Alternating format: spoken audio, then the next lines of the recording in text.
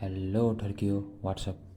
तो आज फिर से तुम लोगों के लिए लेकर आया हूँ एक हसीन गोरी कन्या की हसीन कहानी जो तुम सबका तनाव दूर कर देगी। तो कान में ठूस लो, नहीं तो पापा तुम्हें बजा देंगे। तो शुरू करते हैं बिना किसी बकचोदी के।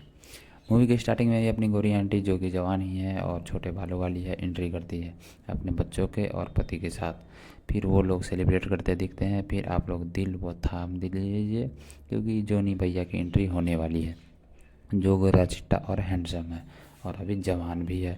तो अपनी मालकोवा जो यहाँ नीना नाम से है वो जाती है ऑफिस।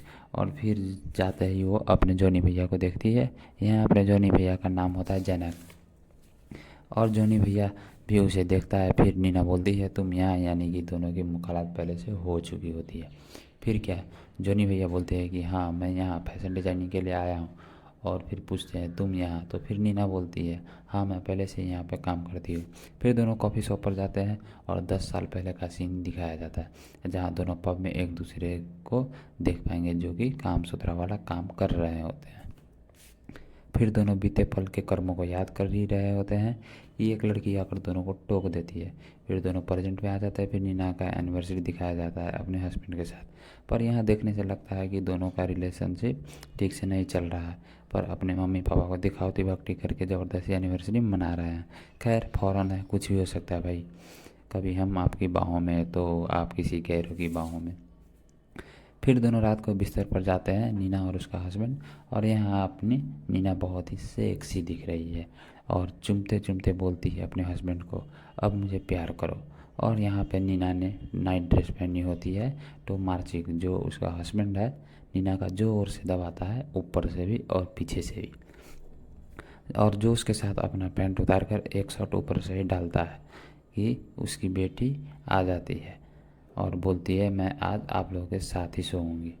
वो शिट यार, काम बिगाड़ दिया, नहीं तो आज दोनों का हो ही जाता और आपका भी खड़ा हो जाता।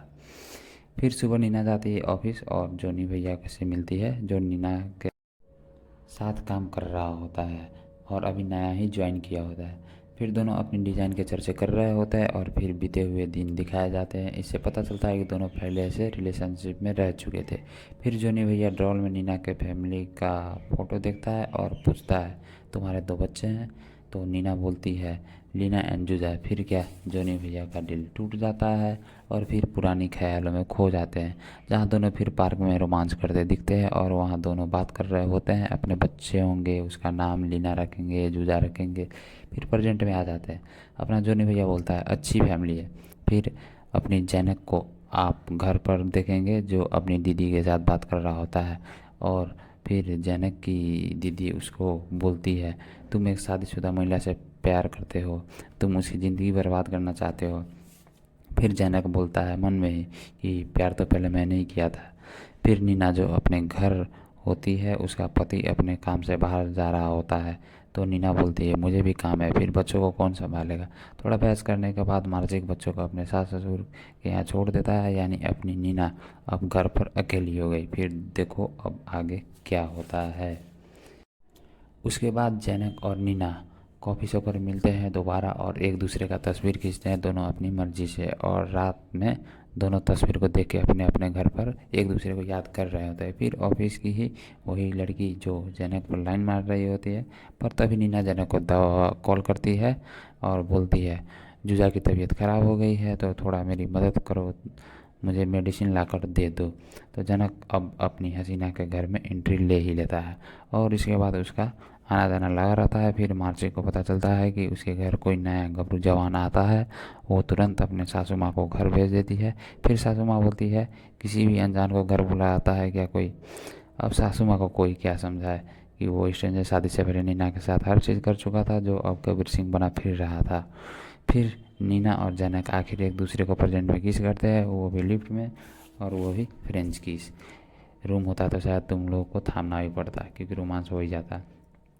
उसके बाद अपनी नीना अब तन्हा फील करती रहती है हर जगह। अब उसको लगता है कि उसको उसका ज़रूरत है। समझ रहे हो तुम लोग।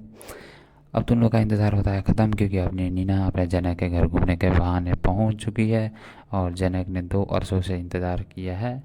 और जनक बोलता है नीना को tonight you are sleeping with me, जो कि इस मूवी का नाम भी है और आप इस मूवी को नेटफ्लिक्स पर भी देख सकते हैं। इसके बाद अपना जनक अपनी नीना की ऊपर से चूमते हुए नीचे से एक एक करके कपड़े उतार देता है। और फिर संतरे तो इन मूवी में वैसे ही दिखाई देता है। फिर आप लोगों को ये सीन आप लोगों को फील दिला देगी और खड़ा भी कर देगी। तो दोनों खूब रोमांस करते हैं और बहुत दिनों बाद ऐसी मूवी देख रहा हूँ भाई सही में। तो दोस्त सब्सक्राइब कर दो, क्योंकि मैं भी सिंगल ही हूँ आप लोगों की तरह। फिर नीना अपने घर पर होता है और उसकी दोनों बेटियां अपनी डैडी यानी मार्ची को बोलती है कि मम्मी आजकल बहुत बिजी रहती है। तो अपने मार्ची को हो जाता है अब शक। बेचारा मार्ची फोटोग्राफर होता है प्रोफेशनल और ट्रिप पर गया होता है और अपनी नीना यहाँ किसी गैर मर्द के साथ इश्क निभा रही होती है। क्या ही कहूँ, अच्छा हुआ हम लोग सिंगल हैं। चलो फिर अगले दिन दोनों नीना और जनक कहीं होटल में मज़े कर रहे होते हैं, तो फिर कहीं जंगल में कर रहे होते हैं और बोलते हैं हम दोनों फिर से एक साथ हो जाते हैं। और बेचारी फिर से दो बच्चियों की माँ होकर अपने आशिक के प्यार में आखिर गिर ही जाती है। फिर क्या अगले शाम वो रो रही होती है और अपनी माँ से नीना सारी बातें शेयर करती है। और अगले दिन नीना अपने जनक को बोलती है हम लोगों को ये सब ख़त्म करना होगा, हम लोग एक साथ नहीं रह सकते हैं, मेरे बच्चे हैं, काम है, मार्चिक है वगैरह वगैरह।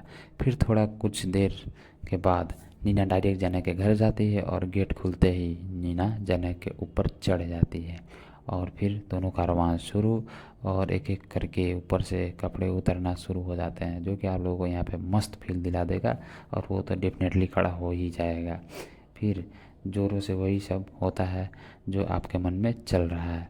पर इस बार नीना का फ़ोन खुला रह जाता है और तभी मार्ची का कॉल आ जाता है और कॉल रिसीव भी हो जाता है।